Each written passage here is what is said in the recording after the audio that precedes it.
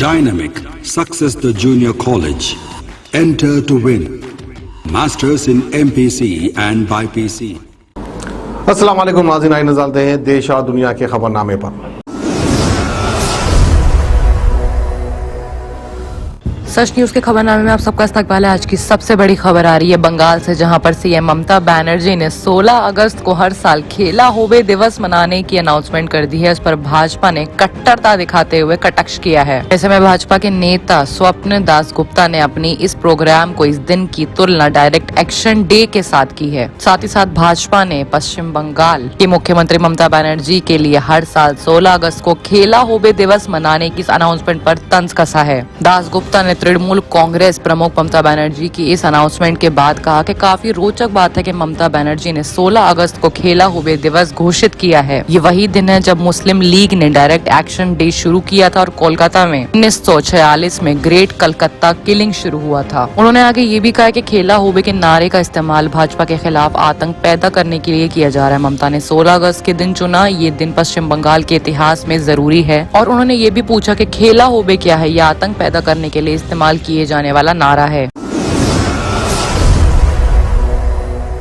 वहीं एक और बड़ी खबर आ रही है किसान आंदोलन को लेकर, जहां पर जंतर मंतर पर किसानों ने अपनी समानांतर संसद शुरू कर दी। उस पर योगेंद्र यादव बोले हैं कि 2.5 घंटे तक पुलिस ने भटकाया है। 3 कृषि कानून पर पिछले करीब 8 महीने से आंदोलन कर रहे किसानों प्रदर्शन के किस्से हर दिन चल रहे हैं। किसान वहां कृषि कानून के खिलाफ समानांतर संसद चलाएंगे और सरकार के खिलाफ शांति से बैठ के प्रोटेस्ट करेंगे। दिल्ली के उपराज्यपाल ने हर दिन 200 किसानों को जंतर मंतर पर जाने की इजाजत दी है। वहीं राकेश टिकैत भी जंतर मंतर पर हैं। ये किसान आज गुरुवार यानी कि 22 जुलाई से रोजाना संसद मार्च करेंगे और वहां किसान संसद लगाएंगे। किसानों के सपोर्ट में कृषि कानून वापस लेने की मांग को लेकर कांग्रेस के सांसदों ने संसद भवन परिसर में गांधी प्रतिमा के सामने भी प्रोटेस्ट किया है।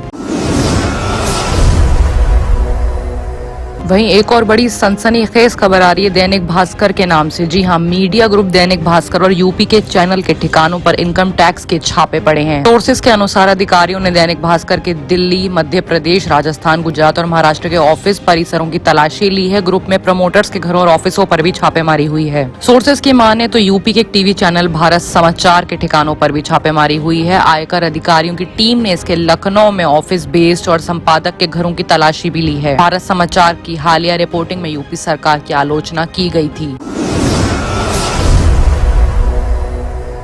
वहीं एक और सनसनीखेज खबर दिल्ली से आ रही है, जहां पर दिल्ली के रोहिंग्या कैंप में योगी सरकार का बुलडोजर चल चुका है। उन्होंने 98 करोड़ की जमीन को खाली करवा दिया। ऐसे में सिंचाई विभाग की करोड़ों की जमीन रोहिंग्या बस्तियों को हटाकर मिल गई। वहीं एक और बड़ी खबर आ रही है महाराष्ट्र से, जहां पर भारी बारिश की वजह से काफी लोग और घर आफतों में आ चुके हैं। महाराष्ट्र के ठाणे और पालघर में आफत इतनी ज्यादा बढ़ चुकी है कि गांव में भारी नुकसान की तस्वीरें सामने आ रही हैं। कसारा के पास उब्रमअली स्टेशन पर रेल की पटरियां और प्लेटफॉर्म तक पानी में डूब चुके हैं। बारिश की वजह से कुछ गाँव पूरी तरह से पानी में डूब गए हैं। अधिकारियों ने बताया है कि एनडीआरएफ के दलों को फंसे हुए लोगों को बचाने के लिए तैनात किया गया है। फिलहाल ऐसे में किसी जान का कोई नुकसान नहीं हुआ है, लेकिन पुल पर ट्रांसपोर्ट्स की रोक दी गई है सारी वजह ही। वहीं एक और बड़ी सनसनीखेज खबर आ रही है राजस्थान से, जहां पर फिर से भूकंप के झटके महसूस किए गए हैं। बीकानेर में लगातार दूसरे दिन भूकंप के 23 झटके महसूस किए गए हैं। रिक्टर स्केल पर 4.8 मापी गई है वहां की स्पीड। फिलहाल इसमें किसी किस्म का कोई नुकसान नहीं हुआ है, लेकिन ये दूसरे दिन लगातार झटके आने से लोगों में काफी अफरा तफरी मच गई है।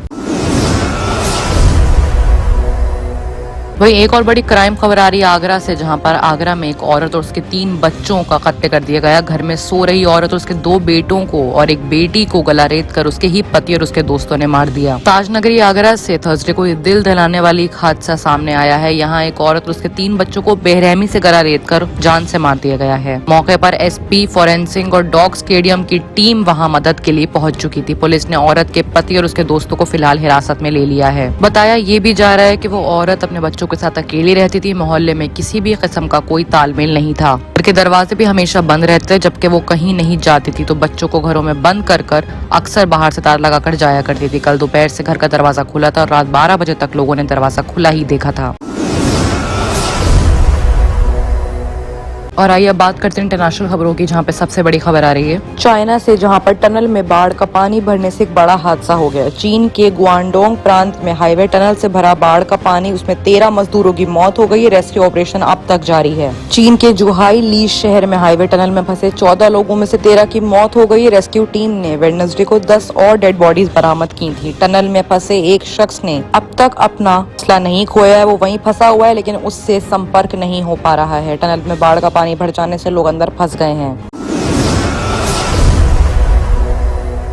वहीं एक और बड़ी खबर आ रही है अफगानिस्तान से, जहां पर अफगानिस्तान के उपराष्ट्रपति ने इंडिया के सामने पीएके के सरेंडर की ऐसी तस्वीरें जाहिर करी हैं जो कि पाकिस्तान की नींद उड़ाने के लिए काफी हैं। उन्होंने आगे ये भी कहा कि हमारे इतिहास में ऐसा नहीं हुआ। अफगानिस्तान से एक ऐसी तस्वीर शेयर की गई है जिसे देखने के बाद पाकिस्तानी काफी ज्यादा मुसीबत में सोचना शुरू कर देंगे। ये तस्वीर 1971 के भारत पाकिस्तान जंग की है। इस जंग में पाकिस्तान को मूंगी खानी पड़ी थी और जान बचाने के लिए उसके सैनिकों ने हिंदुस्तानी सैनिकों के सामने सरेंडर कर दिया था। इस तस्वीर को शेयर करते हुए उन्होंने लिखा कि हमारे इतिहास में कभी ऐसी तस्वीर नहीं है और ना कभी होगी। बता दें कि पाकिस्तान पूरी कोशिश में लगा है कि अफगानिस्तान पहले जैसी स्थिति में पहुंच जाए। इसके लिए वो तालिबान को सपोर्ट कर रहा है।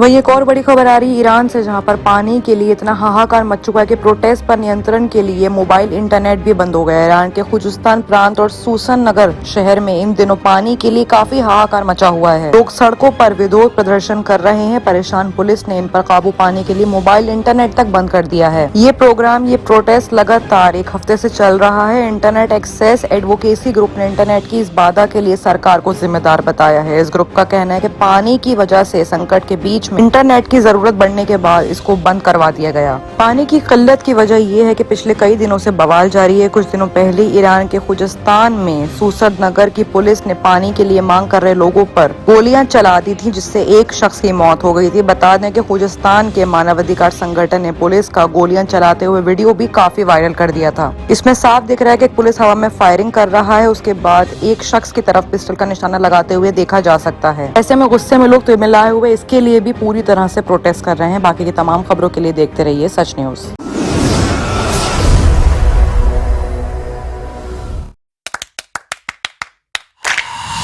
Dynamic Success the Junior College. Enter to win. Masters in MPC and BPC. Integrated coaching for NEET, IIT, JEE. Separate block for girls.